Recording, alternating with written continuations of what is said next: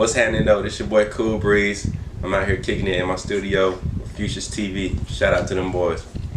Around, doctors say I need to sleep, but I can't really sleep unless I'm in some satin sheets with 1,000 count threads and a Tempur-Pedic mattress. The mama was so fine I could have sworn she was an actress. I put her. So who we got on Future's TV right now? Man, what's happening, man? It's the one and only CoolBreeze, the coolest nigga in the world. You know what I'm saying? Formerly known as Kelmo Rocks. Still out here doing big things. A-Town with it, you know what I'm saying? All the way from Oklahoma, Texas, however you want to put it, man. We all the way out here, man. For real, for real. Okay, so where we at right now? Like, is this where we at right now? We in my studio, man. We in Smyrna, Georgia, right behind SunTrust Park, Atlanta Braves. You feel me? I throw a rock, and you know I'm at the Braves game with it. So, you know, growing up East Point, where we spent summers at with Zoe and Sky, you know what I'm saying? My kinfolk. I always knew, you know, I'd end up back in the A, so, you know, it's where we at with it. And East Point, that's where Outkast Dungeon family from? Sure enough. Outkast, Andre, and Big Boy met in East Point. Big Boy from Savannah, originally. Oh, okay. But you know what I'm saying, how the universe work and shit. East Point turned out to be that place, you know, where two of the greats was formed at, you know, plus the Dungeon family. And those was your inspirations?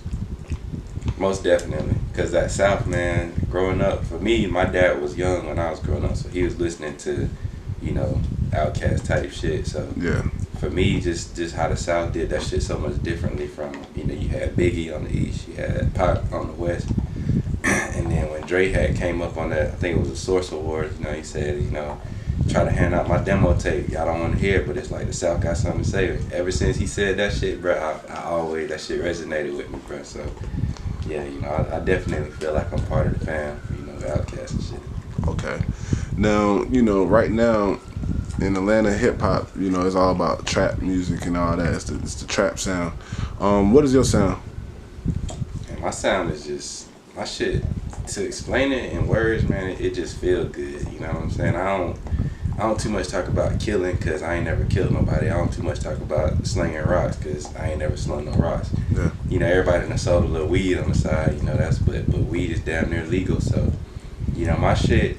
You know, my intention behind my music is to give you some wisdom of what I've been through, as well as if you at a party and this shit catch your ear, you like, oh shit, that shit right. And then from the party, you know what I'm saying, you might look me up on Instagram, check out the tape, be like, oh shit, this man actually saying something behind the lyrics, behind the hard ass beat. So, you know, it's feel good. You know, it really don't have a genre right now, but you know, we figuring that shit out day by day.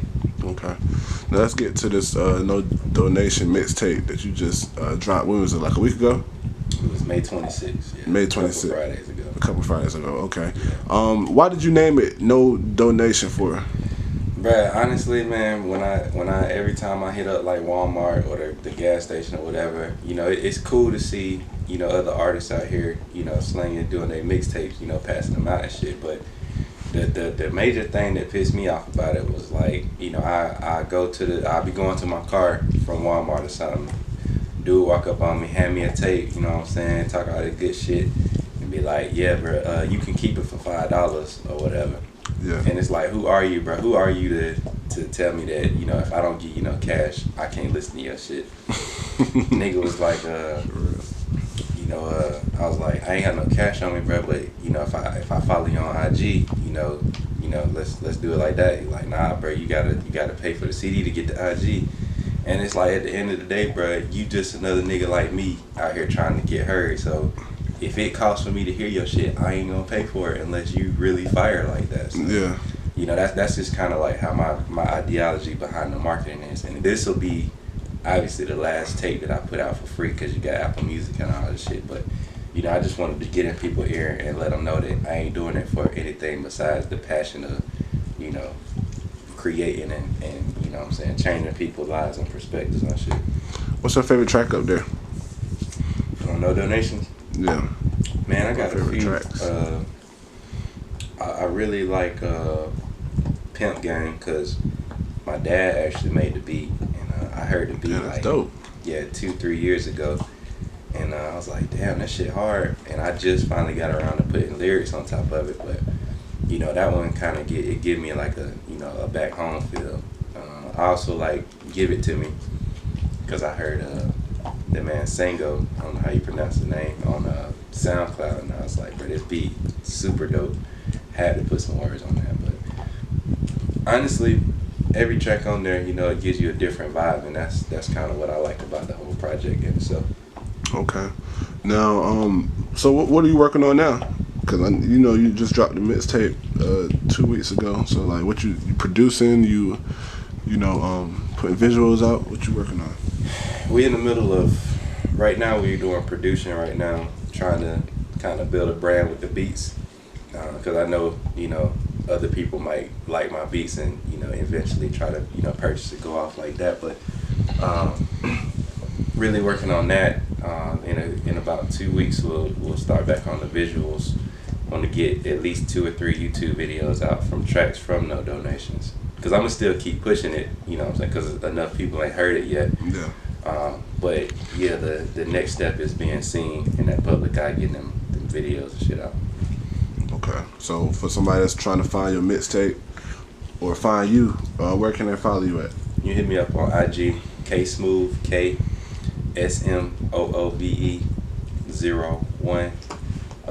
The link to my mixtape on DatPiff is right there. As soon as you hit the follow button, you can get the link right there. And yeah, man, just check it out and, you know, follow my shit, because I really be posting it. You know, I be trying to get everybody views and shit, so I can, you know, form a better, you know, a better view of myself. Okay. You want to give any shout outs? Shit. Shout out to everybody, really. Shout out to everybody that's out here hustling, grinding, doing their thing. You know what I'm saying? I don't want to say no names because, you know, I don't want to miss nobody out. But, you know, my whole family, Walker Gang, Young Great, my cousin, I put him on the track 6 on No Donations. Okay. And pretty much just everybody out there doing their thing, man. It's no hate over here, bro. Like, you know, if I see a young nigga out here hustling, bro, like, respect, bro. If you make it before me, you know, I expect you to tell me how that shit is, but it ain't like, you know, I ain't trying to grab your coattail and pull you down with, you know. I say get yours, my nigga. All right. Now this is the last question right here. If you could work with anybody dead or alive, who would it be? Man, it's categories, bro. I would love to sit down with Big Crit, in this order: Big Crit, J. Cole, and Kendrick Lamar. Big Crit, I like him because he produced his own beats. Yeah. And, you know, he really underground with it. Cole, same deal. He do a little production, but, you know, he just paint that picture that make you feel like you been there. And Kendrick, man, I just fuck with how he thinks so far outside the box, and he give you these so many different sounds on the track. So, you know, I be looking at the diversity of how he does that, and I be trying to, you know, implement it into my style. So, okay. Those are my influences right now, man. All right.